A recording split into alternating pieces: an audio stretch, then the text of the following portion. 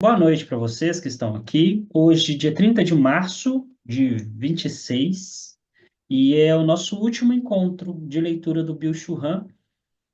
Eu acho que é a 10ª aula, 11ª, alguma coisa assim. É para um livro de.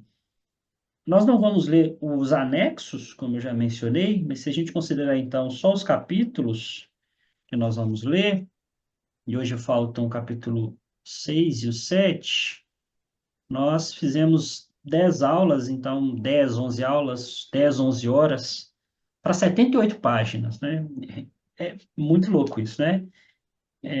Isso é dá para dimensionar, por exemplo, trabalhos de mestrado e doutorado que ficam focados em trechos curtos de obras extensas, que fazem esse movimento de estudar um pouco mais com cuidado, né, com aprofundamento alguns textos. Bom, nós estamos no capítulo 6. Nós vamos ler trechos do capítulo 6º e do 7º capítulo. Essa última aula eu vou roubar um pouquinho dentro desse aspecto da leitura no miudinho, porque até aqui nós fizemos de fato uma leitura no miudinho.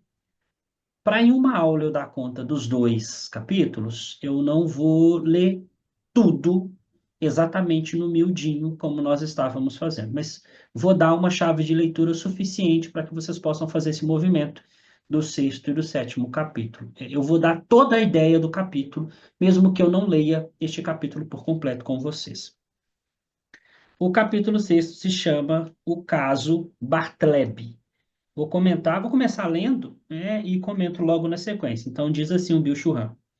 O conto de Melville, Bartleby, que foi objeto de diversas interpretações metafísicas e teológicas, admite também uma leitura patológica. Ele vai descrever um pouco do conto, tá?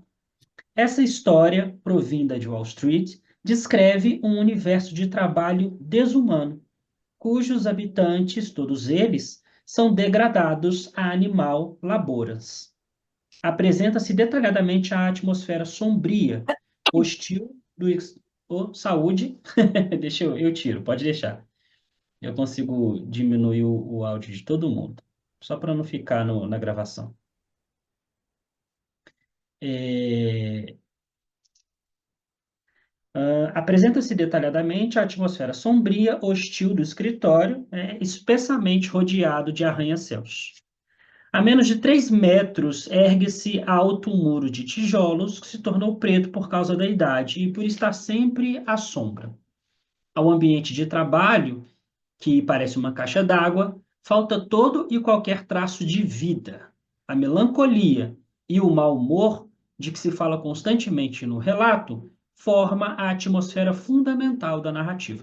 Então, ele está descrevendo um ambiente de trabalho, tá? Vocês vão perceber que ele vai estar descrevendo um ambiente de trabalho, e especificamente o que, é que ele vai fazer nesse capítulo 6 é transicionar com um exemplo da sociedade disciplinar do Michel Foucault, primeiras aulas, para a sociedade positiva do cansaço, do desempenho que ele está defendendo enquanto tese agora. E ele vai usar esse exemplo desse conto. Então, a melancolia e o mau humor de que se fala constantemente no relato formam a atmosfera fundamental da narrativa. Os auxiliares do advogado sofrem todos eles de distúrbios neuróticos. Turkey, por exemplo, é acometido por uma azáfama estranha, inflamada, confusa e sem rumo. O auxiliar, Nippers, exageradamente ambicioso, é atormentado por um distúrbio intestinal psicossomático. Durante o trabalho, ele range os dentes e está constantemente xingando. Olha só, ele está descrevendo os funcionários, e ele está descrevendo esses funcionários com alguns quadros sintomatológicos, e esses quadros têm relação com o contexto de trabalho deles. Um contexto, como ele já disse mais na página anterior, animal laboras, nós já discutimos esse termo, diz sobre esse estado de um trabalho pautado pelo produtivismo, por certa alienação de um sujeito que não pensa sobre aquilo que faz, porque há uma imposição de fora na sociedade disciplinar, que é o contexto que ele está descrevendo. Há um dedo que aponta do lado de fora e que tenta fazer você ser produtivo pelo medo, pelo controle. É disso que ele está descrevendo. Então ele vai dizer, né? Com sua superatividade e excitação neurótica, eles formam um polo oposto ao Bartleby, que se cala e fica como que petrificado. Então, vejam só, eu descrevi para vocês vários personagens dentro desse contexto que não respondem bem ou não respondem de alguma forma a esse estado de imposição, né? Há um contexto de trabalho que explora. Então, os sintomas que o Bill Churran descreve, ele está relatando o conto, né?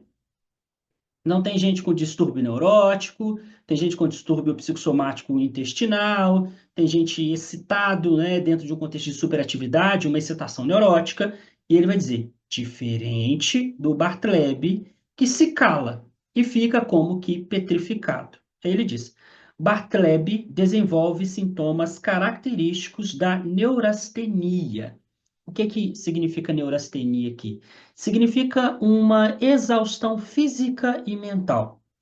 Então, todos os outros estão um tanto quanto reativos ao contexto de trabalho, e o nosso personagem principal, Bartleby, está neurastênico, né? Está cansado, física e mentalmente, quase que num sentido de esgotamento, diferente de todos os outros que estão reativos. Daqui a pouco vocês vão entender. Então, ele diz: Bartleby desenvolve sintomas característicos da neurastenia. Vista dessa forma, a sua fórmula, ele coloca em inglês, né? Ele diz assim: ó, eu preferia não fazer. Essa é a fórmula do Bartleby. Eu preferia não fazer. Do que ele está falando? Do trabalho. O Bartleby está dizendo assim: eu preferia não fazer, mas eu estou fazendo. Dentro de um contexto reativo do trabalho, eu poderia, de alguma forma, dizer não. Eu não vou fazer. Então ele está dizendo, eu preferia não fazer. Mas ele está fazendo. O que que ele está fazendo? Ele está produzindo, ele está trabalhando. Mesmo que os outros, no contexto que eles estão descrevendo, os outros funcionários, estejam mais reativos. Aí ele continua, né? Eu preferia não fazer, não expressa nem a potência negativa do não para, nem o instinto inibitório que seria essencial para o caráter espiritual. Então, o que é que o Bill Churran está dizendo? O nosso personagem principal, ele não diz não. Ele não está dentro de um contexto da negatividade. Vejam bem, agora vai ficar bem explícito. Todos os funcionários estão reativos. Na sociedade disciplinar, é uma sociedade da negatividade. Lembram lá atrás, primeiras aulas? Na sociedade da negatividade, há uma reatividade deste outro. Então, no trabalho, esses indivíduos estão reativos. Há certo confronto, mesmo que eles façam, mas há. Isso acaba se mostrando com sintomas no corpo, como os outros funcionários estão demonstrando. Só que o nosso personagem principal, ele diz: eu preferia não fazer, mas eu acabo fazendo. Isso porque ele já mencionou que ele estava em neurastenia, então estava exausto física e mentalmente, e que este modo de escolher, eu preferia não fazer, mas eu faço, revela, expressa nem a potência negativa do não para, nem o instinto inibitório que seria essencial para o caráter espiritual. O que ele está descrevendo?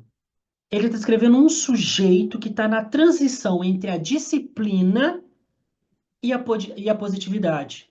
Enquanto os funcionários estão reativos e, portanto, completamente inseridos na negatividade, o Bartleby ele está um tanto quanto omisso, omisso em relação a si, ele está passivo. Eu preferia não fazer, mas eu vou fazer. Então, veja, ele está entrando num estado de produção. É como se ele estivesse se esvaziando. É como se ele tivesse. É como se num contexto de trabalho, sabe a pessoa que desistiu? De certa forma é ele. Desistiu. De certa forma ele pensa: não tenho o que fazer. Eu tenho que botar, por exemplo, eu penso assim, né? Eu tenho que botar comida dentro de casa, eu tenho que pagar as minhas contas. Ele tá descrevendo, o nosso personagem principal é esse. Ele começa a transicionar da disciplina, da sociedade disciplinar, deste que está reativo, para alguém que aqui, por enquanto, ele não comprou o discurso meritocrático da produção alienada necessariamente. Ele só desistiu. Ele está no meio termo ali. Ele tá se esvaziando do primeiro contexto, mas ainda não chegou no próximo. E o Bill Churran deixa isso claro nos próximos trechos. Ó. Representa, ao contrário, a falta de iniciativa e a apatia pela qual Bartleby acaba, inclusive, sucumbir. Então, esse é o nosso personagem principal. Meio termo. Apático. Exausto, física e mentalmente. Não aguenta nem mais ser reativo, né? E dentro desse contexto, ele se entrega a essa, como o Bill Churran coloca, né? Ele acaba sucumbindo a esse contexto. A sociedade descrita por Melville, o conto, é ainda uma sociedade disciplinar. Assim, todo o relato está perpassado de muros e paredes, elementos de uma arquitetura da sociedade disciplinar. Bartleby é propriamente uma história de Wall Street. Aí, lá na página seguinte, vou ler um trecho, ele diz assim, ó, isso na página 62, tá? Os sentimentos de insuficiência e de inferioridade ou de angústia frente ao fracasso ainda não fazem parte da economia dos sentimentos de Bartleby. O que ele está descrevendo? Ele está descrevendo o sujeito hoje, na sociedade do desempenho. O sujeito que bebe o discurso neoliberal e acredita que é livre. Ilusoriamente acredita nessa liberdade. E acredita que disto ele vai ascender socialmente. Esses sentimentos aqui, ó, de insuficiência, de inferioridade, de angústia frente ao fracasso, ainda não fazem parte da economia dos sentimentos do Bartleby. Porque o Bartleby está entre a disciplina e a sociedade positiva. Esses sentimentos que ele está descrevendo aqui é do sujeito hoje. O sujeito compra o discurso e tenta, né? Ah, vou trabalhar 12, 14, 16, enfim, vou trabalhar quantas horas forem, porque eu vou conseguir ascender socialmente, já que eu sou meu chefe, e pipipipopopô, toda aquela história. E aí o que que acontece? Esses sentimentos são de insuficiência. Por quê? Porque ele não consegue. É de inferioridade ou de angústia frente ao fracasso. Fracasso porque é um discurso que não se vence, né? Quer dizer, você compra o discurso, a narrativa de maneira alienada, mas não se fura a bolha social. Né? Na pirâmide, né, de exploração, é justamente quem está na base que é o que aconteça, que você compre o discurso, mas você mesmo não vai ascender socialmente.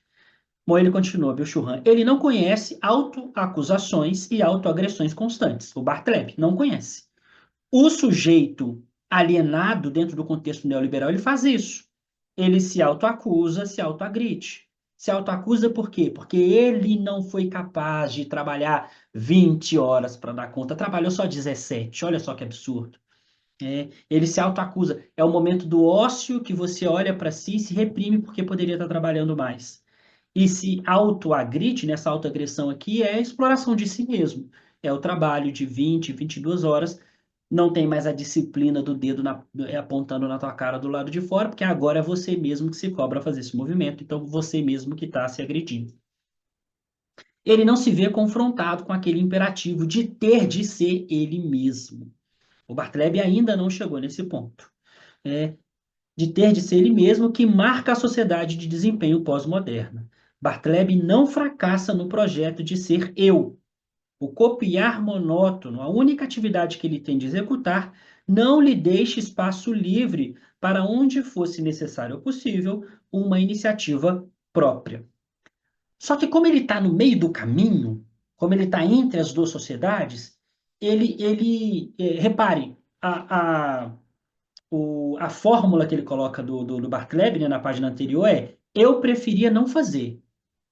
E essa expressão ela é interessante porque, olha só, eu preferia não fazer. Ela deixa explícita que ele fez. Eu preferia não fazer, mas eu fiz. Porque ele desistiu. Como ele coloca também no trecho anterior, ele diz. que ele tem iniciativa, né? É falta de iniciativa no sentido de encarar de peito aberto a coisa, como, de certa forma, como fazem os reativos. Daqui a pouco eu vou voltar na questão da negatividade, é que eu estou usando reativos para dentro do contexto da negatividade, tá? Daqui a pouco eu falo mais sobre isso. E, além da falta de iniciativa, a apatia pela qual Bartleby acaba, inclusive, sucumbindo. Olha só como ele coloca lá no trecho que eu estava lendo um pouco do modo como Bartleby está nesse processo de transição. Ó. O que faz Bartleby adoecer é aquele excesso de positividade ou de possibilidade. Ele não suporta o peso do imperativo pós-moderno de começar a abandonar o próprio eu. Copiar é precisamente a atividade que não admite qualquer iniciativa. Bartleby, que ainda vive na sociedade das convenções e instituições, não conhece aquele exagero de trabalho do eu que leva a um cansaço do eu depressivo.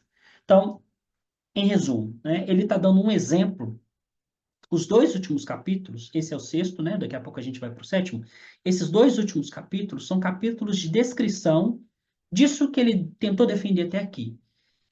Nesse capítulo 6, ele vai pegar um exemplo de um sujeito que está fazendo esse processo de transição entre a disciplina e a sociedade de fato do cansaço. Então, ele descreve vários funcionários que estão dentro do contexto de disciplina e, portanto, reativos, negativos, né? E descreve um funcionário que não está encaixado dentro dessa sociedade disciplinar. Esse funcionário começa a entrar, ainda não está no processo de adoecimento como acontecerá na sociedade do cansaço, mas ele começa a demonstrar esse movimento. E por que que ele começa a demonstrar esse movimento? Porque ele está apático, né? Ele não tá sendo mais reativo, né? Ele não está sendo mais negativo. É como se ele tivesse desistido. É como se ele tivesse aceitado que aquela é a realidade. E, de certa forma, veja, como o discurso meritocrático se aproveita desse sujeito. Esse sujeito, de certa forma, ele é um bom substrato. O sujeito está quebrado. Está quebrado. Veja, esse sujeito, não vendo mais soluções dentro de um contexto apático, o contexto da negatividade ali para ele, eu prefiro, como ele coloca, né? Eu prefiro não fazer, mas ele acaba fazendo porque ele tem que sobreviver. Dependendo de como esse sujeito está em consciência, o discurso meritocrático ganha ele. Vem aquele discurso, você só precisa ser seu chefe, né? Você precisa ser livre, você dá conta. Basta você fazer, basta você trabalhar. Basta fazer desse jeitinho aqui, né? Vendendo aqueles contextos de curso pronto das redes sociais. Basta você seguir este modelo que você vai furar a sua bolha social. Então, este é o caso do Bartleby. E aí, na sequência, deixa eu ver se eu separei mais um ponto desse trecho. A segunda parte desse capítulo é o quê? Vai ser o Bill Churran demonstrando como alguns autores fizeram uma leitura equivocada do Bartleby. Qual que é o ponto? Muitos autores, segundo o Bill Churran, tá? Muitos autores eu não vou ler esse trecho todo, tá? Do segundo capítulo, eu só vou ler o finalzinho dele daqui a pouco. Mas o Bill Churran, ele foca a crítica dele no Agamben. Segundo o Bill Churran, muitos autores, inclusive o Agamben, vão olhar para o Bartleby como se ele fosse uma resistência, como se ele fosse alguém que estivesse subvertendo a coisa. Olha, ele não, ele está apático, ele está no começo da coisa, ele está ali sendo exemplo de que dá para fazer alguma coisa, de que dá para encarar de alguma forma essas imposições da sociedade disciplinar. Para o Bill Churran, não. Para o Bill Churran, na verdade, ele não. Olha só como o Bill Churran coloca na última, uma das últimas frases do capítulo. Ele diz assim, ó, a fórmula de Bartleby, que é a fórmula do eu prefiro não fazer, né? Eu preferia não fazer. A fórmula de Bartleby afasta-se de qualquer interpretação messiânico-cristológica. Bill Churran. Né? Então, quer dizer, é muito do entendimento do que eu acabei de colocar. O nosso personagem, ele não é referência, ele é substrato. É esse indivíduo quebrado que o neoliberalismo quer. Porque é esse indivíduo quebrado que, no desespero de uma existência material que não se sustenta, é ele que vai comprar o discurso meritocrático. É ele que vai aceitar esses atravessamentos e, neste movimento, ele vai entrar no estado de produção e de consumo alienado. Por isso, então, quer dizer, ó, só para fechar, toda a segunda metade do capítulo é o Bill Churran demonstrando que o nosso personagem principal não é referência. Na verdade, não é referência para se quebrar esse modelo de imposição. Na verdade, ele é substrato. Repito, a fórmula de Bartleby afasta-se de qualquer interpretação messiânico-cristológica. Ele não é salvador. Ele não é salvador. Para o Bill Churran, ele é substrato. É exatamente esse sujeito que o contexto neoliberal quer, porque é esse sujeito que será alienado com relativa facilidade. Ele está quebrado. É muita analogia do indivíduo que está caindo num poço que aparenta não ter fundo e não tem bordas. Imagine a cena, né? Estou caindo num poço que aparenta não ter fundo e não tem bordas. A primeira pessoa que jogar uma corda eu vou agarrar. Esse cara quebrado, materialmente falando, ele é substrato para a narrativa neoliberal. A primeira corda que se joga é a narrativa neoliberal. Veja, o nosso personagem transicionando da disciplina para o desempenho, o que é essa narrativa, né?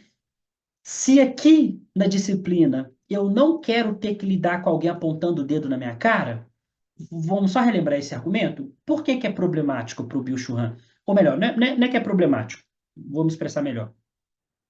O que o capitalismo viu que esta construção de apontar o dedo na cara não é tão efetiva? Porque o controle pela disciplina, ele condiciona pelo medo. Condiciona pelo medo. Na sociedade disciplinar, isto que controla é o hospital psiquiátrico, a prisão, a escola. Essas construções que controlam, essas construções, elas fazem o sujeito ficar condicionado a não fazer determinados movimentos. Muito pelo receio da punição.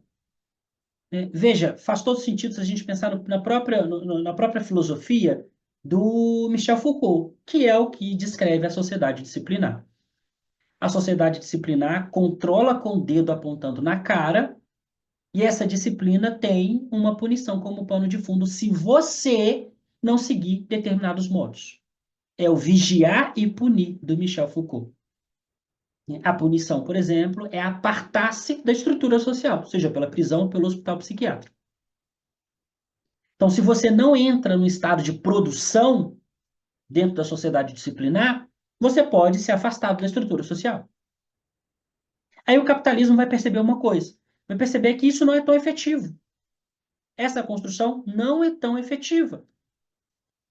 E por que ela não é tão efetiva? Porque esse sujeito está condicionado pelo medo. Tem uma condição mais efetiva. Esse sujeito que está do lado de fora apontando o dedo na cara do indivíduo disciplinando ele, tira ele de jogo. Tira ele. Tira esse disciplinador de fora de jogo. Fala para esse sujeito agora que ele é livre, que basta ele trabalhar, que ele vai alcançar tudo o que ele precisa alcançar, tudo que ele quer alcançar. A construção de uma liberdade alienada, mas de uma liberdade, dá um certo pertencimento a esse sujeito. Então você tira ele da disciplina, tira ele do controle pelo medo, né? Ele está produzindo, mas ele está receoso, ele está com medo na sociedade disciplinar.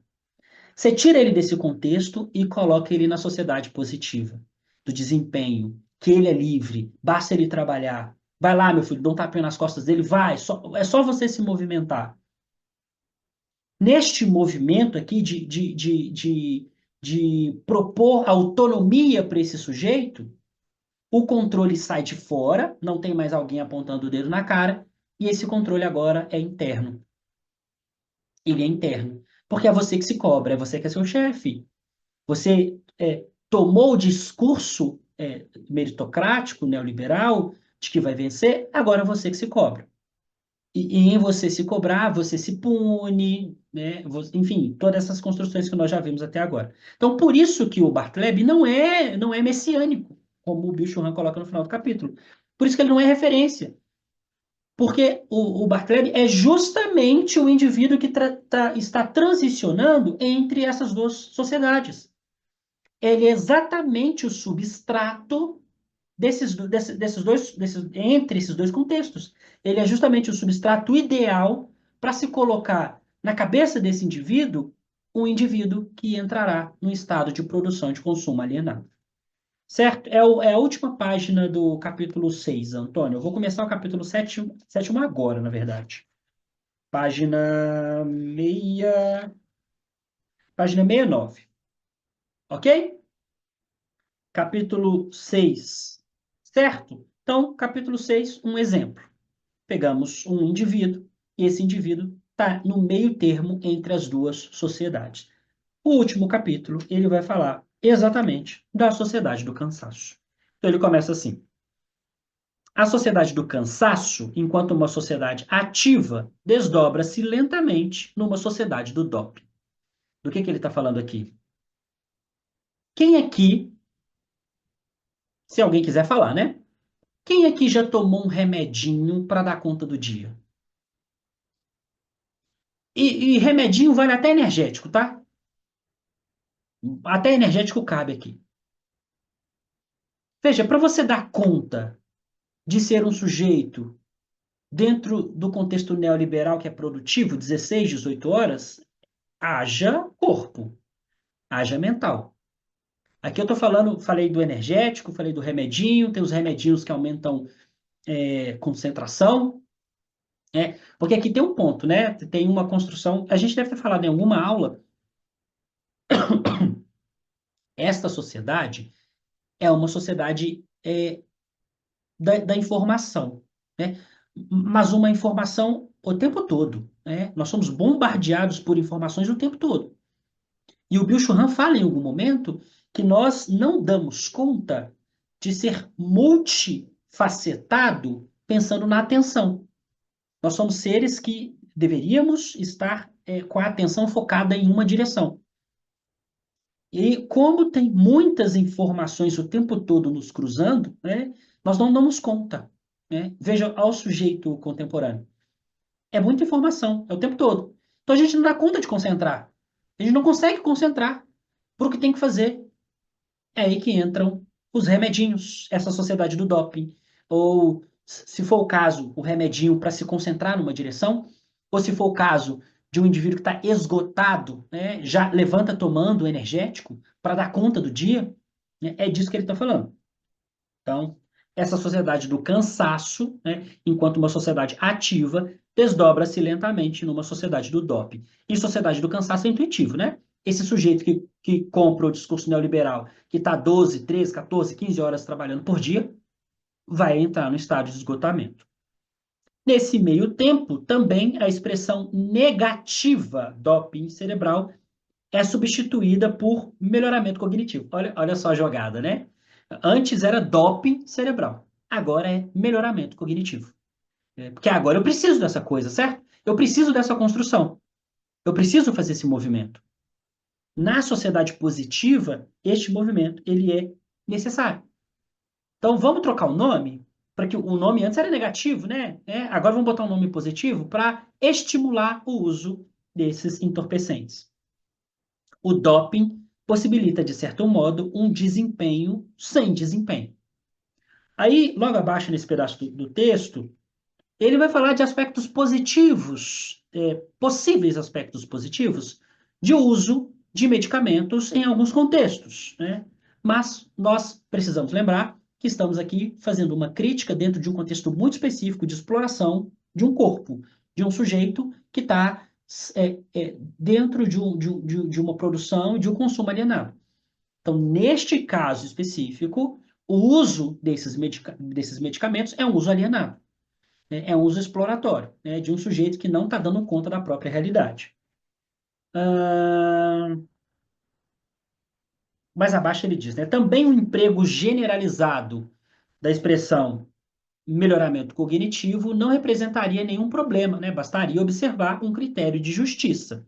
Aqui ele está levantando um ponto que é um ponto importante. É o mesmo discurso que aparece, por exemplo, quando se debate melhoramento genético, né? Será que todo mundo teria condição, pensando no sentido material mesmo, será que todo mundo teria as mesmas condições de acessar os mesmos tipos de medicamentos que possivelmente melhorariam cognitivamente esses sujeitos na sociedade do desempenho? Será que todas as pessoas teriam acesso aos mesmos remédios e poderiam desempenhar, se esse fosse o caso, tá? Vamos supor que está podendo fazer isso sem nenhuma implicação do modo como alienadamente nós estamos sendo levados a consumir esses medicamentos. Será que todo mundo teriam as mesmas condições materiais para acessar os melhores medicamentos? Fica uma dúvida essa construção que ele está colocando aqui. Mais abaixo, ele vai dizer assim, ó, como contraponto, a sociedade do desempenho e a sociedade ativa geram um cansaço e esgotamento excessivos. Esses estados psíquicos são característicos de um mundo que se tornou pobre em negatividade e que é dominado por um excesso de positividade. Aqui, o que eu falei que eu ia comentar, e eu preciso comentar isso aqui, que é um ponto importante. Repare que ele coloca assim, ó, pobre de negatividade. O que é esta negatividade? A sociedade disciplinar, ela era negativa.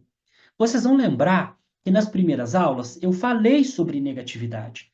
E quando se fala aqui em negatividade, tem que tomar um cuidado, porque do que essa expressão fala não significa necessariamente algo ruim, mas também nem algo bom, tá? Vai depender do contexto.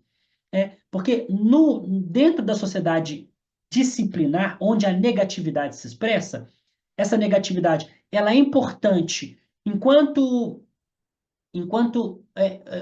um sujeito que é capaz de dizer não, né? Então veja, ele diz não para a imposição, e é óbvio que isso aqui é extremamente problemático, porque como é que um indivíduo, por exemplo, em contexto de vulnerabilidade social, vai simplesmente dizer não para o único trabalho que ele tem que coloca comida dentro da mesa dele? Por isso que aqui a gente debate a coisa, mas também a gente tem que ter algumas noções que não é tão simples assim. Mas é dentro dessa negatividade que o sujeito vai conseguir, de certa forma, dizer não para essas imposições e evitar o esgotamento.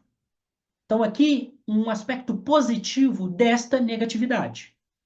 Mas, ao mesmo tempo, vocês vão lembrar das primeiras aulas, é também esta negatividade que diz, que fala sobre, dentro de um contexto de alteridade, né, do outro, essa negatividade fala sobre o outro, sobre o diferente. E esse diferente pode ser alvo da minha pessoa que veja esse diferente como um problema. Isso leva a conflito. Então, veja, a negatividade também pode levar ao conflito. Então, quando se fala em negatividade, tenham em mente que podem ser coisas positivas ou negativas propriamente, no sentido moral da expressão, tá? Positivo e negativo no sentido moral da expressão. Então, tem que ler o trecho para entender em que contexto o Bill Churran está falando especificamente. Nesse pedaço aqui, ele está dizendo: esses estados psíquicos são característicos de um mundo, estados agora contemporâneos, né? Esses estados psíquicos contemporâneos são característicos de um mundo que se tornou pobre em negatividade. Porque hoje, dentro desse contexto que ele está falando, o sujeito não fala não. Por quê? Porque ele está alienado a beber o discurso de que ele é livre, de que, enfim, de que ele vai trabalhar muito, todos esses esquemas. Ele não fala não. Aí ele continua. Que é dominado por um excesso de positividade. Não são reações imunológicas que pressuporiam uma negatividade do outro. Isso que eu acabei de falar, olha só. Neste caso aqui, ele não está falando das reações imunológicas que lidam com o outro como um problema. Ó. Não são reações imunológicas que pressuporiam uma negatividade do outro imunológico. Ao contrário, são causadas por um excesso de positividade. Ele está falando, ele volta de novo para o contexto atual. O excesso da elevação do desempenho leva ao infarto da alma. Quanto mais desempenho, quanto mais produção, infarto da alma. Cansaço. E por que desempenho e produção? Porque eu preciso de consumo. Só há consumo se eu produzir. Muita produção, né? Muito desempenho, gera o substrato que é responsável pelo consumo. Aí ele vai colocar um tópico novo em debate, que inclusive na preparação da aula hoje, eu escrevi um texto sobre esse assunto. Olha só. O cansaço da sociedade e do desempenho é um cansaço solitário, que atua individualizando e isolando. Então, ele está apresentando aqui o contexto de solidão.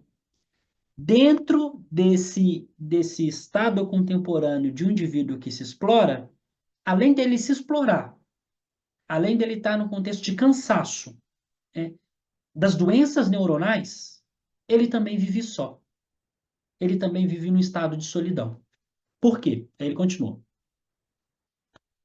É um cansaço que Hendrick, em seu ensaio sobre o cansaço, chama de cansaço dividido em dois.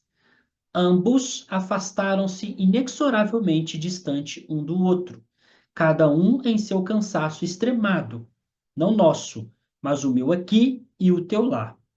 Esse cansaço dividido em dois atinge a pessoa com incapacidade de ver e mudez. Só o eu possui a totalidade do campo de visão.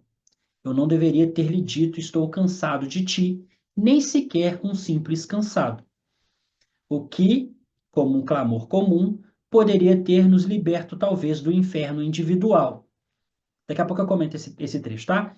Esses cansaços consumiram como fogo nossa capacidade de falar, a alma. Eles são violência porque destroem qualquer comunidade, qualquer elemento comum, qualquer proximidade, sim, inclusive a própria linguagem. Veja só, esse indivíduo é só porque esse indivíduo cansado, na maneira como a construção se propõe para ele, ele não tem tempo, ele não tem vida, ele não tem força vital para. Olha só como ele diz, né? Eles são violência porque destrói qualquer comunidade, qualquer elemento comum, qualquer proximidade, sim, inclusive a própria linguagem. Esse cansaço dividido em dois atinge a pessoa com incapacidade de ver e mudez. Ele atinge a pessoa que está presa, veja, incapacidade de ver e mudez, não vê o que o acontece e, portanto, não fala sobre aquilo que acontece com ele. Está alienado. Né? Só o eu possui a totalidade do campo de visão. Né? Eu não deveria ter lhe dito, estou cansado de ti, nem sequer um simples cansado. O que, como um clamor comum, poderia ter nos liberto talvez do inferno individual. Aqui ele está descrevendo um pedacinho que ele vai desenvolver mais para frente, eu comento daqui a pouco, que existe um cansaço que é um cansaço que de alguma forma está atrelado com algum nível de consciência, ele é capaz de propor certo olhar crítico para isso que te leva ao cansaço. Mas a maior parte das pessoas é, não estão dentro desse contexto.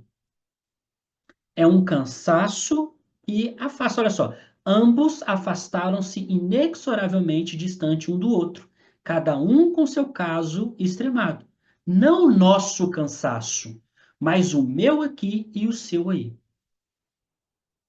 Não tem contato, não tem comunidade, né? Não tem grupo. É até importante esse afastamento.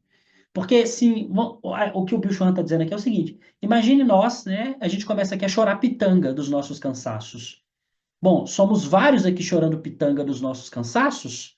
O que que eu posso fazer? A gente pode debater entre nós e, neste movimento, tentar entender por que que isso está acontecendo. Por que que a gente está cansado?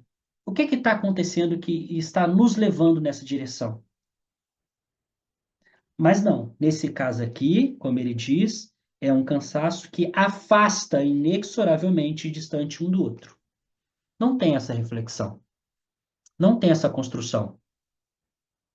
Então não tem pensamento crítico, só tem esgotamento. Esse é o primeiro cansaço.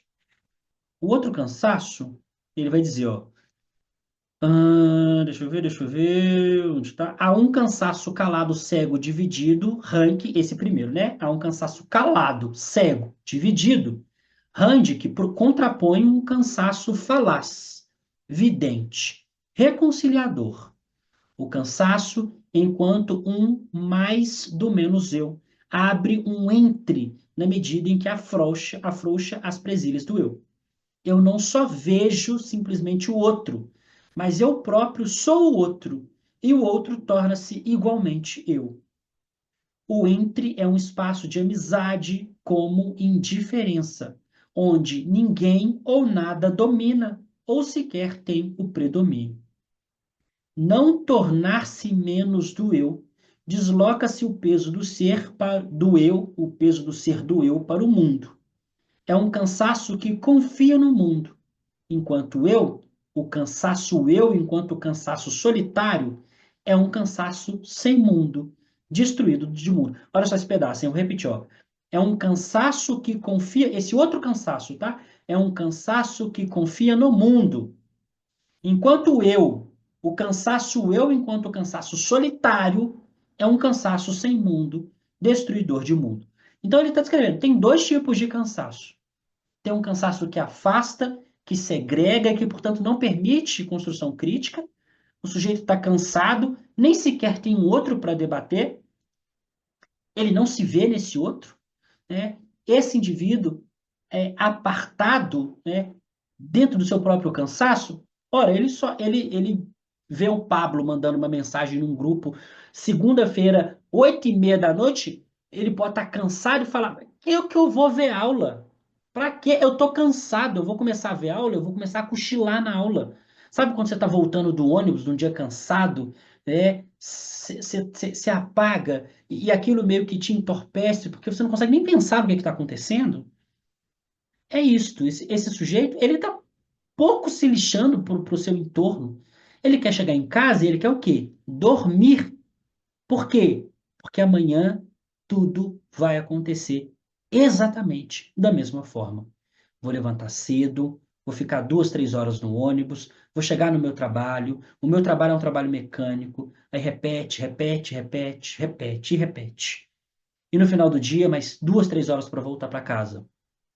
Estou extremamente cansado. Eu quero descansar, porque no dia seguinte se repete.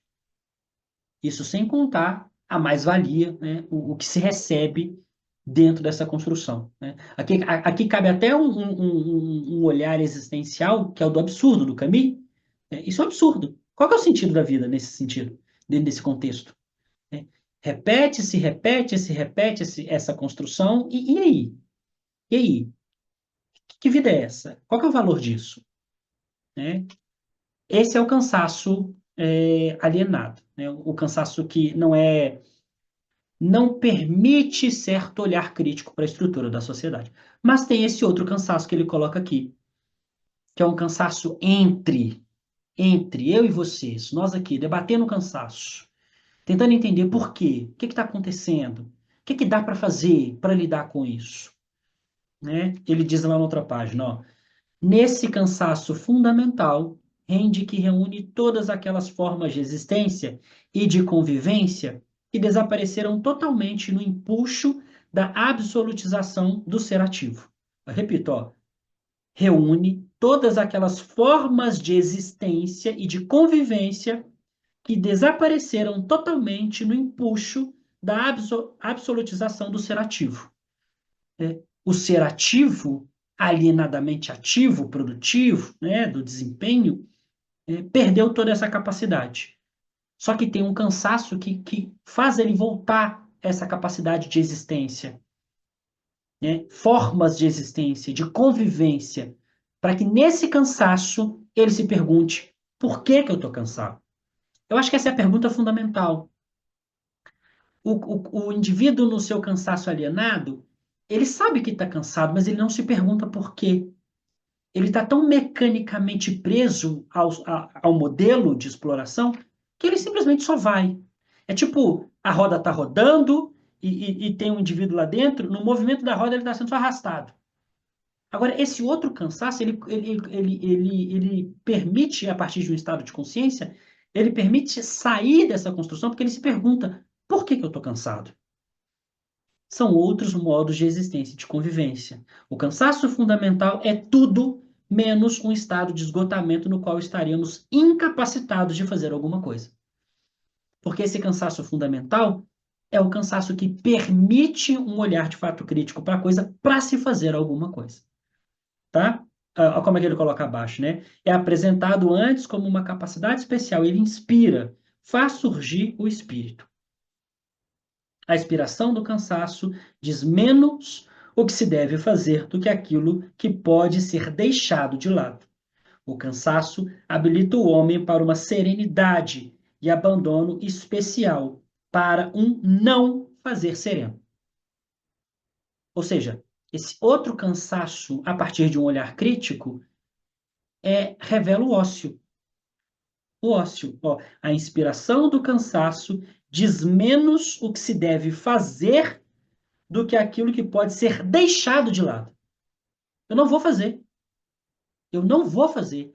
Lá o nosso Bartleby, lembra lá, capítulo 6? O que que ele falou? A fórmula dele. Eu preferia não fazer, mas ele fez. Aqui, o ponto é o que se deve fazer do que aquilo que pode ser deixado de lado. Eu não vou fazer. O cansado habilita o homem para uma serenidade e abandono especial para um não fazer sereno.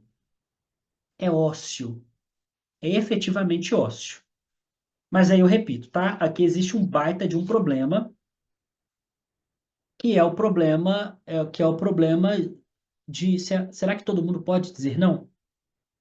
Isso é seríssimo, né? Será que todo mundo pode de fato dizer não por um contexto em que eu preciso sustentar, por exemplo, filhos? É, eu tenho que botar comida na mesa, eu tenho que sustentar uma casa. Repare como é complexo a coisa. Não é um debate simples.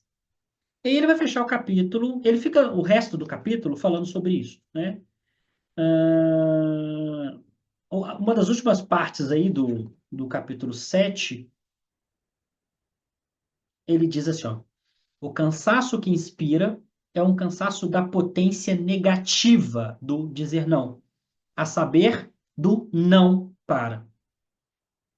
Aí ele vai fazer uma referência muito interessante a Deus, para voltar para essa referência positiva, me perdoe a redundância com a palavra referência, ao cansaço. Ele diz: depois de terminar sua criação, Deus chamou ao sétimo dia de sagrado.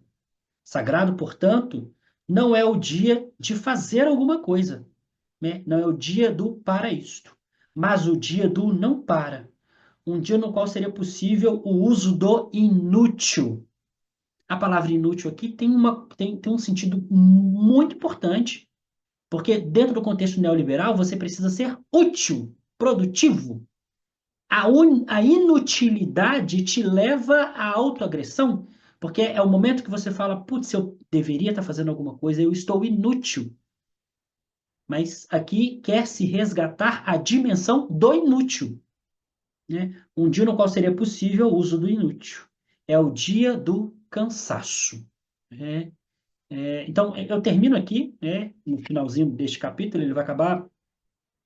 Ele fica toda essa segunda parte do capítulo falando sobre essa ode a esse cansaço, que seria um cansaço é, é, positivo aqui, o positivo no sentido de permitir um olhar crítico para esses atravessamentos que me levam a um cansaço danoso, né, um cansaço da exploração, mas o final do livro, então, o final do capítulo 7 é uma espécie de convite ao cansaço, a que vocês passem a refletir sobre o cansaço de vocês.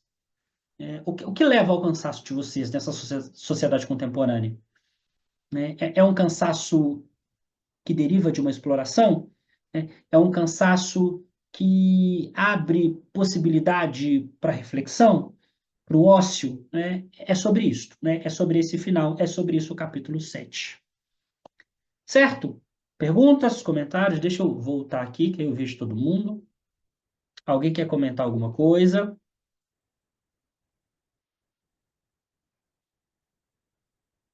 Quem quiser continuar a leitura, tá? Vocês percebam que tem uns anexos. Eu não sei se todas as edições têm, mas algumas edições têm anexos. Se vocês quiserem continuar a leitura, vocês podem ler, e se for o caso, me chamem no privado, porque eu fiquei combinado com vocês de ler só os capítulos sem ler os anexos do texto. Tá bom? De qualquer forma, o meu privado fica à disposição de vocês, se quiserem debater algum ponto da leitura, até porque isso aqui está salvo lá no YouTube, vocês podem ver, sei lá, daqui a 2 anos e bater uma dúvida, se vocês querem refletir algum ponto, podem me chamar no privado também, fiquem super à vontade. É isso. Agradeço vocês e aguardo o preenchimento do link para a gente definir os próximos estudos, tá bom? Um abraço, bom descanso, boas reflexões para vocês e até breve.